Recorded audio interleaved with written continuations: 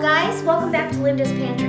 So today we're going to make some pasta. I'm going to show you how to save some money in your kitchen, and as well as if you're out of pasta, how you can throw some together for a quick and easy meal that everybody's going to love. I personally buy boxed pasta, but when I make it, I can turn it down. I'm not a huge pasta fan unless it's fresh, and then it's just so luscious that it's really irresistible. And I need some pasta for tonight, so I'm going to treat my husband to some homemade pasta. I've already got some fettuccine back there drying. Now that's a thin fettuccine. And then I'm going to show you how to make a couple different versions because I like a little more bite to my pasta. And have it a little bit thicker, but that's a very delicate fettuccine noodle. It's great in soups, so let's get started. Super easy. I did want to tell you, though, these pasta rollers, I would love to have one for my KitchenAid that was given to me, but they're really, really expensive, so I'm going to pass on that. I found this one about 7 years ago at Ross, and it was $15, and I couldn't figure out why, because they retail about $70. The handle would not fit in here. My husband had to actually modify it so it would work. It still pops off now and then, so you may see me struggle with it a little bit, but not very much. I've got it down now. So what I do is I start with, and of course that's not going to work. I'm going to start with a cup and a half of flour, and you want all-purpose flour. I just watched one of my good buddies here on YouTube, and she did homemade pasta, and I said, oh, I'm making pasta. And, well, I did, and so that's a half cup there. So we're dishing this up in a quarter cup to get it in here. You know, give or take. You can make this in a smaller batch, but for some hearty meal, this is a good amount. I would say enough for 2 people easily, a big pasta dish. Or like today, I'm going to have enough for 4 people easily. So I've got my all-purpose flour. Here we go. And I've got 2 eggs, and my eggs are on the smaller side. They're not a large egg at all, so I'm going to do 2. If it was a large egg, or you know, larger than what I have, my girls lay cute little petite eggs. I love them, and the beautiful, beautiful yolks. Oh my gosh! So let's get that thrown away. And now, I always have a towel down here hanging so I can get this done. So you could use any kind of method to get this incorporated, but I kind of whisk my eggs in the middle just a little bit, and it helps start getting flour on your board. And get that incorporated, and you're going to think, oh, this is not going to come together for me, but it will, trust me. And then you're going to have to get in there and get messy. And what's happening is the flour gets rehydrated with the egg, and it just becomes delicious. I don't, like Aunt Debbie, I don't salt my dough. I have in certain recipes, but this particular plain recipe, it's just like hers. I just don't do it.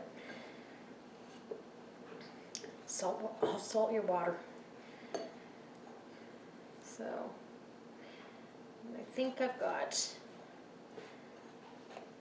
a little bit here that I can actually work with.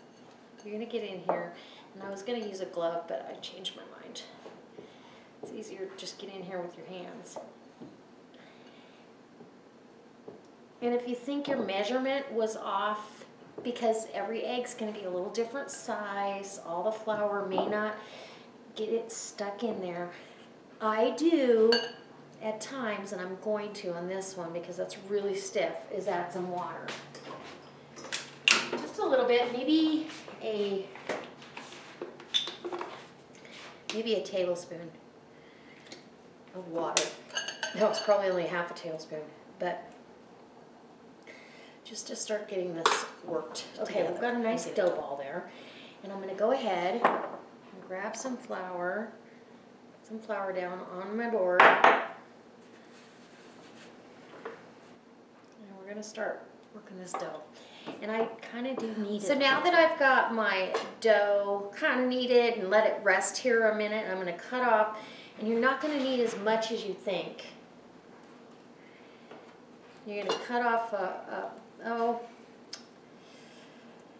bigger than a golf ball, a nice palm full of dough to work with. And the rest of it, so it doesn't dry out while I'm making the pasta, I wrap it in a little bit of cellophane and leave it sit there. Then you're going to take your rolling pin, and you should have your rolling pin dusted.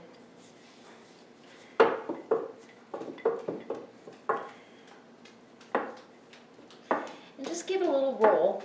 You don't have to, we're not rolling it out by hand by any means, but I'm definitely going to get a start. So I get a little start of something to work with, and it's also to gauge how much I need, and I think this is the perfect amount. Try to get into kind of a rectangle kind of shape, even though it never works out for me. So then I get my pasta roller over here, and I put it on the largest setting, which is 1 on mine. Put my handle in, which it doesn't lock into place there, but it certainly, and you're going to roll this through. And the first few times that you roll the dough through, it's going to feel, when you pick it up, it's going to feel kind of grainy, like the flour has not rehydrated, because it hasn't quite done its job yet. You're going to roll it through this largest setting a couple of times. And what I like to do is go ahead and fold it into thirds onto itself and stick it back through and let it kind of meld together. And then go ahead and run it through one more time. And then we're going to shrink down our size here to the number 2 setting. Yeah.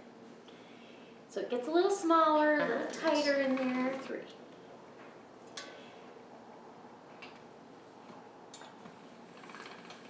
Okay, so we're going to go to the number 4 setting. Hi, Shatsy. And shrinking it down to 5 now. Feels good going through. You're kind of getting this nice sheet. The width is good. You've got to kind of help it now because the weight of the pasta will stretch. And you don't want it to stretch out on you. You don't want any holes in it. Setting perfect. You can kind of see through it, but yet we've got a nice sheet here. Like I said, if we were doing ravioli or lasagna, even sometimes ravioli I like a little thicker, but it certainly depends on your palate and taste. And then you get your hands under here to catch your fettuccine. Oh, how pretty. So you got this nice fettuccine right here. Perfect. And now what I want to do is I go ahead, separate the pasta so it doesn't stick to each other. Go ahead and separate it. Dust it with flour so it stays separated. Because if you don't, if you let it sit here, it'll kind of melt to each other if you're not careful. So I've got another sheet here done to a 6, okay? The 7 is super thin, but this is a really nice, going to have a really nice bite to it, if you will. And literally for a rustic egg noodle, you're going to go the width-wise. And if you like wide egg noodles, fantastic. And we do. I quite often make homemade egg noodles for pasta, for casseroles. If you've never made your own pasta for beef stroganoff, oh my goodness, you're in for a treat. It's just delicious. So you're just going a little less than a half an inch, just like store-bought egg noodles, just like that. And I've already kind of dusted each side of this with flour, so these will just stay right there. And your pizza cutter is your friend, because the only two settings this has is like an angel hair pasta, and in fact I'll run it through the angel hair so you can see. But that would be my rustic egg noodles.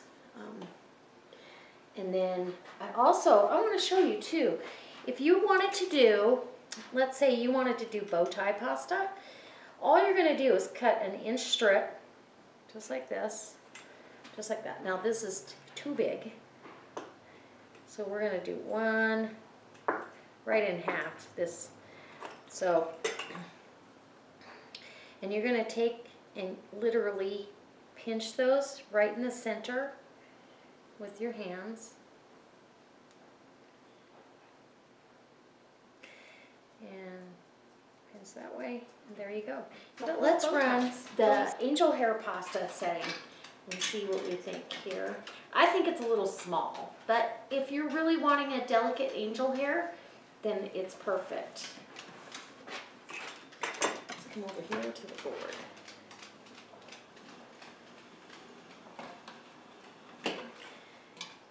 And there you go. Just a really delicate angel hair. It's not as big as spaghetti by any means, so it's definitely a delicate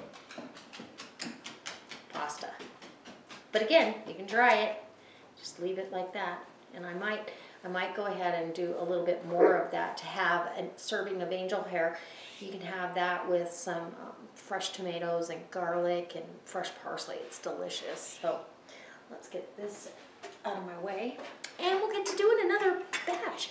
Probably going to do some more egg noodles too. I mean, this little ball of dough goes a long way. So okay, so I have our dinners done. I've got my fettuccine right here that I did wild tree scampi sauce on, and I actually let it sit in the water a little bit longer than I would have, because it's fresh pasta, you forget. It's not, so it broke up a little bit, but oh my gosh. My mouth is watering. It's going to be delicious. Let's take a bite. Mmm, yum. Mmm. Mmm. It's tender. It's delicious. I can't tell you how good homemade pasta is. You guys just have to try it for yourself. It's fantastic. It'll make you want to eat a bunch of it, so be careful. But, and how inexpensive. Made a huge bunch of pasta that we can have for actually the next couple weeks for, oh, I don't know, less than 50 cents. So I raised my own chickens, and the flour's really, really inexpensive. So I hope it brings you back next time. I can't wait to see you. I hope you're a subscriber. If not, hit subscribe. And if you like this video, go ahead and hit a thumbs up and share it on your Facebook page. All right, guys.